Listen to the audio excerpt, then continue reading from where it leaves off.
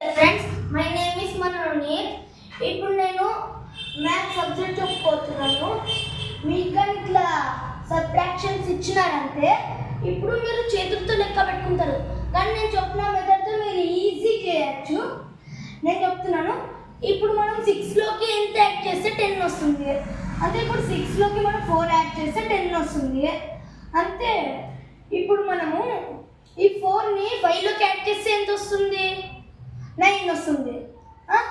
5లోకి add చేస్తే 9 వస్తుంది. Answer is 9. మనం ఈ నెంబర్ తీసుకోకూడదు, ఈ నెంబర్ని ఒకటే తీసుకోవాలి. అట్లే ఇప్పుడు మనం 6 - 11 అని ఉంది.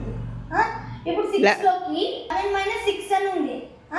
ఇప్పుడు 6లోకి మనము 4 యాడ్ చేస్తే 10 వస్తుంది.